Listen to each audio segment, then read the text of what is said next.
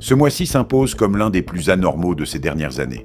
Et ce ne sont pas des mots destinés à effrayer. Le nombre d'événements dangereux simultanés à travers le monde dépasse largement les moyennes habituelles. Et d'après les dernières données, il y a encore bien plus à venir. Les météorologues enregistrent un nombre anormal de prévisions dangereuses simultanément, ce qui arrive rarement. Des alertes aux tempêtes dans plusieurs régions d'Europe en même temps, une tornade en Allemagne, un puissant dôme de chaleur qui s'apprête à recouvrir le continent dans quelques jours. Des températures dépassant 40 degrés en Russie, l'état d'urgence dans la région de Krasnodar, un nouveau couloir de tempête traversant l'Europe en direction de la Russie, une chaleur de 46 degrés au Kazakhstan, et une saison de typhons dans le Pacifique 2 fois plus intense que la normale. Nous avons rassemblé les données les plus récentes disponibles à ce jour, regardez donc attentivement. Certaines prévisions peuvent véritablement affecter notre vie quotidienne. En ce moment même, les météorologues de toute l'Europe travaillent en état d'alerte élevé. Pendant que certains pays comptent déjà les dégâts causés par les tempêtes de ces derniers jours, d'autres voient se former au-dessus d'eux des nuages d'un tout autre genre. Il ne s'agit pas d'une simple pluie d'été. L'Organisation européenne de prévision des phénomènes convectifs dangereux, l'ESTOFEX, a déclaré un niveau 2 d'alerte aux tempêtes pour un immense couloir allant du sud-est de l'Autriche, en passant par la Slovénie, la Croatie, la Hongrie, jusqu'à la Serbie. Le niveau 2, c'est déjà sérieux. Cela signifie de très grosses grêles et des rafales qui arrachent les toits, déracinent les arbres et dévastent les cultures en quelques minutes. Mais le plus inattendu dans cette histoire, ce ne sont pas les Balkans. Aujourd'hui, les météorologues ont identifié une zone à haut risque de formation de tornades au nord-est de l'Allemagne et dans l'ouest de la Pologne. Une tornade en Allemagne, cela peut sembler étrange pour ceux qui considèrent les tornades comme un phénomène exclusivement américain. Mais non, les climatologues documentent depuis longtemps le fait que l'Europe devient un territoire de plus en plus propice aux tornades. Et juin 2026 en est une nouvelle illustration. L'ESTOFEX évoque explicitement le risque d'une tornade violente dans le nord-ouest de l'Allemagne. Le nord de la France, les pays du Benelux et le sud de la Scandinavie se retrouvent eux aussi sous le niveau 1 d'alerte. Il y a seulement quelques jours, le littoral atlantique de l'Europe a été frappé par un système que les météorologues appellent cyclogénèse explosive, ou en termes plus populaires, une bombe météorologique. C'est lorsque la pression au centre de la tempête chute de plus de 24 hectopascales en 24 heures. Ces cyclones montent en puissance à une vitesse fulgurante et frappent sans crier gare. Celui-ci a traversé la côte atlantique de la France avec des rafales atteignant 130 km/h, puis a franchi le golfe de Gascogne, touché l'Espagne, la Belgique, les Pays-Bas, avant de conclure en beauté avec un coup porté à l'Allemagne, avec des rafales allant jusqu'à 160 km/h. L'Institut météorologique polonais a émis des alertes de niveau maximal en raison de la tempête sur la mer Baltique. En Écosse, au pays de Galles et dans le sud-ouest de l'Angleterre, des vagues de 4 à 5 mètres ont été enregistrées. Les météorologues britanniques ont déclaré sans détour « Le courant de jet se comporte actuellement comme en novembre ». Et voici un détail que presque personne ne remarque dans les bulletins météo. Le service maritime suédois a émis une alerte. En raison de la tempête sur la Baltique, de graves perturbations ont été constatées dans le fonctionnement du GPS et des radars de navigation des navires, et ce, dans plusieurs zones maritimes à la fois, les parties sud, centrale et nord de la mer Baltique, y compris les golfes de Finlande et de Riga. Pour la navigation commerciale, c'est un risque sérieux. À partir du 17 juin, ce qu'on appelle un dôme de chaleur commencera à se former au-dessus de l'Europe. C'est lorsqu'un gigantesque anticyclone scelle littéralement l'atmosphère par le haut, empêchant l'air chaud de s'en échapper. Sous un tel dôme, la température ne se contente pas de monter, elle s'accumule jour après jour, comme dans un four. C'est précisément cette structure qui s'est formée au-dessus de la péninsule ibérique et qui s'étend progressivement vers l'est. Le Centre européen pour les prévisions météorologiques à moyen terme a introduit un indice spécial, l'indice de prévision extrême, ou EFI, qui mesure dans quelle mesure les conditions à venir dépassent la normale saisonnière. Cet indice est actuellement proche de ses valeurs maximales, au-dessus de l'Europe occidentale et centrale. Ce que cela signifie concrètement, les prévisions annoncent des températures supérieures aux normales climatiques des 100 dernières années. En France, ce sera déjà la deuxième vague de chaleur de l'année. La nouvelle commence déjà dans le sud du pays et remonte rapidement vers le nord. D'ici le milieu de la semaine prochaine, la canicule frappera Paris avec des prévisions pouvant atteindre 39 degrés. Et dans l'extrême sud de la France, certains modèles envisagent un dépassement du seuil des 40 degrés. Par ailleurs, dès mardi, des nuits tropicales s'installeront sur l'ensemble du pays. Ces nuits, où même à 3 heures du matin, la température ne descend pas en dessous de 20 degrés. En Allemagne, des orages sévissent en ce moment, mais dès les 17 et 18 juin, les températures vont bondir. Pour la mi-juin, la normale se situe entre 22 et 25 degrés. Les prévisions annoncent 34 à 36 degrés, et certains modèles évoquent 38. Les météorologues allemands ont introduit le terme de « journée désertique » pour désigner les jours où le thermomètre franchit la barre des 35 degrés.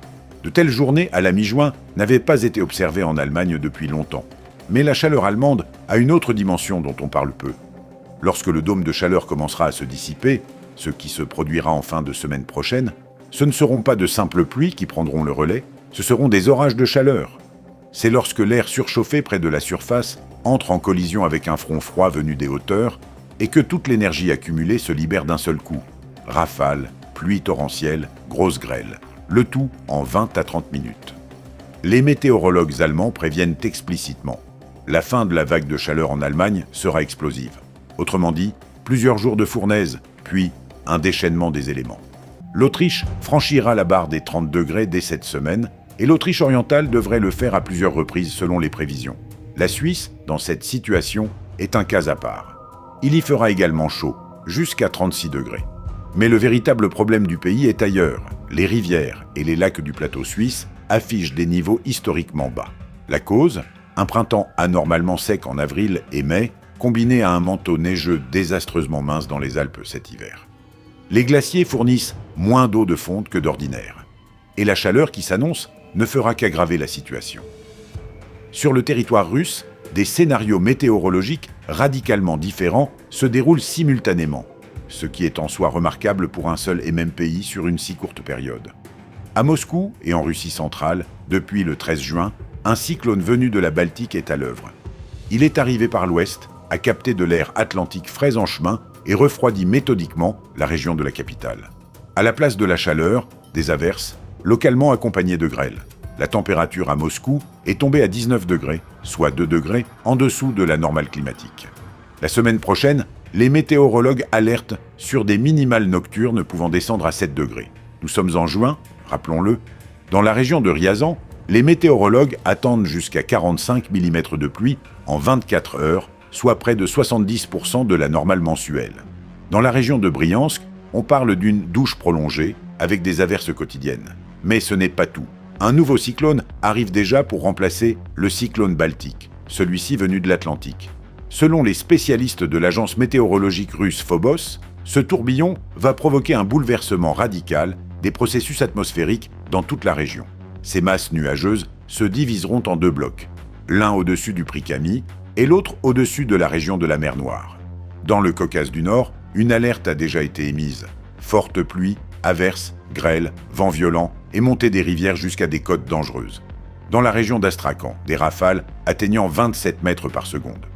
Dans l'Oural, dans la région de Sverdlovsk, des ponts à faible gabarit sont déjà inondés et les communications sont coupées avec 5 localités. Par ailleurs, les cyclones ne pénètrent pas en Russie uniquement par la Baltique. Il existe un deuxième itinéraire, le passage nord. Le centre de ces tourbillons se forme dans la région de l'Islande, puis leur creux barométrique et leur front s'étirent à travers la Scandinavie jusqu'à la péninsule de Kola et la Carélie. C'est précisément cet itinéraire qui explique pourquoi le nord-ouest de la Russie recevra dans les prochaines semaines des précipitations et des vents inhabituellement importants pour un début d'été. L'Atlantique fonctionne en ce moment comme une pompe, envoyant cyclone après cyclone, tantôt par la Baltique, tantôt par la Scandinavie. La région de Krasnodar est en état d'urgence depuis 2 jours. Sotchi a également émis une alerte aux tempêtes. Novorossiysk attend des pluies diluviennes accompagnées de grêles et des rafales allant jusqu'à 21 mètres par seconde. Anapa, Gelendzhik, même situation. Pour ceux qui projettent de se rendre dans la région de Krasnodar, ou qui s'y trouvent déjà, une information importante. À partir du 15 juin, le cyclone commencera à se retirer, le ciel s'éclaircira, et la chaleur reviendra dans la région dès le milieu de la semaine. D'ici les 17 et 18 juin, des températures de 28 à 32 degrés sont attendues dans la région. Et ensuite, c'est plus sérieux encore. Selon les prévisions à long terme des climatologues, l'été 2026 dans la région de Krasnodar pourrait être l'un des plus chauds jamais enregistrés. Dans la deuxième moitié de juin et en juillet, les thermomètres pourraient atteindre 41 degrés et la nuit, la température ne devrait pas descendre en dessous de 24. Et maintenant, cap à l'est. En Sibérie et dans le kraï de Khabarovsk, d'autres problèmes se posent. Pendant que Moscou frissonne sous son cyclone, une chaleur anormale règne en Sibérie et elle a déjà déclenché des incendies de forêt massifs. Le Kazakhstan, aujourd'hui, c'est une histoire à part entière. Le service hydrométéorologique du Kazakhstan enregistre dans le sud du pays des températures atteignant 46 degrés. C'est déjà une chaleur dangereuse pour la vie humaine. Dans la région de Kostanay, un déficit de précipitations et une sécheresse sévissent, tandis que non loin de là, des pluies diluviennes avec de la grêle et des vents en rafale. Une telle amplitude est un phénomène assez rare, même pour le Kazakhstan. En Biélorussie, alerte jaune. Des orages avec des rafales allant jusqu'à 20 mètres par seconde risquent de rupture de lignes à haute tension et d'incendies de forêt. Dans le même temps, les modèles à long terme indiquent que le Caucase du Sud se prépare à 40 degrés dans les prochains jours. L'Arménie, après un bref rafraîchissement, repart vers les 30 degrés. Toute la région, de la Baltique au Tian Shan, se comporte en ce moment comme une corde tendue à l'extrême. La tension est partout, simplement sous des formes différentes. Place maintenant à la situation globale. Car ce qui se passe en Europe et dans l'espace post-soviétique, ce ne sont pas des événements isolés. L'atmosphère est un système unique et les anomalies en un endroit sont toujours liées à ce qui se produit ailleurs. Selon les données de l'Université du Colorado, le 14 juin 2026, 5 cyclones tropicaux nommés avaient déjà été recensés dans le nord-ouest de l'océan Pacifique, contre une moyenne annuelle de 2. 2 d'entre eux ont atteint la force d'un typhon, l'un est devenu un super typhon. Mais l'indicateur clé est l'énergie cyclonique accumulée, l'indice ACE. Il s'élève actuellement à 22,5 unités, alors que la normale climatique est de 12,6. La saison des typhons dans le Pacifique occidental est 2 fois plus intense que la normale. Et elle ne fait que commencer. La saison a d'ailleurs déjà fait parler d'elle par des événements concrets. Dans la première moitié de juin, la dépression tropicale Esther a traversé les Philippines, apportant des pluies torrentielles et du vent, puis s'est déplacée au sud du Japon pour s'intensifier en tempête tropicale. Pour le mois de juin, c'est précoce. Le Pacifique occidental se réchauffe plus vite que prévu. En ce moment même, une perturbation tropicale se développe dans la région des îles Marshall. Les météorologues taïwanais prévoient son déplacement vers le nord-ouest avec une intensification progressive, pouvant aller jusqu'à une tempête tropicale ou un typhon. Les météorologues japonais relèvent une autre vaste zone de basse pression au sud-est du Japon et des signes de formation d'une nouvelle dépression à l'est des Philippines. Si les deux processus se développent simultanément, la fin de juin dans le Pacifique occidental pourrait être véritablement turbulente. Le Japon, la Corée du Sud et Taïwan sont menacés. L'Atlantique, pour l'heure, se comporte différemment. La saison des ouragans a officiellement débuté le 1er juin, mais à ce jour, il n'y a pas un seul cyclone tropical nommé dans l'océan Atlantique. Calme plat. En revanche, l'océan Indien ne chôme pas. La mousson du sud-ouest monte en puissance. Au large des côtes d'Oman, les vagues dépassent déjà 3 mètres. Un renforcement du vent et des vagues est attendu pour le week-end. Cela affecte les routes maritimes en mer d'Arabie et dans le golfe du Bengale, parmi les plus fréquentées au monde. Et pour finir, parlons de ce qui pourrait bien devenir la grande surprise météorologique de la deuxième quinzaine de juin en Europe et en Russie. Il s'agit des médicanes. Ce sont de rares cyclones tropicaux ou semi-tropicaux qui se forment directement en mer Méditerranée. Leurs conditions d'apparition sont habituellement automnales, mais en 2026, la température de surface de la Méditerranée orientale est de 3 à 5 degrés supérieure à la normale pour le mois de juin. C'est presque tropical. Lorsque, vers la fin du mois, des fronts atmosphériques, froids commenceront à traverser cette mer surchauffée, l'interaction entre l'air froid et l'eau chaude pourrait déclencher la formation d'un médicane avec des vents de force ouragan, des pluies diluviennes et une mer déchaînée sur les côtes. Il s'agit pour l'instant d'une alerte à la possibilité. Mais cette possibilité est plus élevée que d'habitude cette année. Et c'est quelque chose à garder à l'esprit. Nous continuons à suivre la situation. Et pendant que nous rassemblons de nouvelles données, regardez l'une de nos dernières vidéos sur notre chaîne YouTube consacrée à d'autres menaces naturelles. Les informations sont vraiment passionnantes.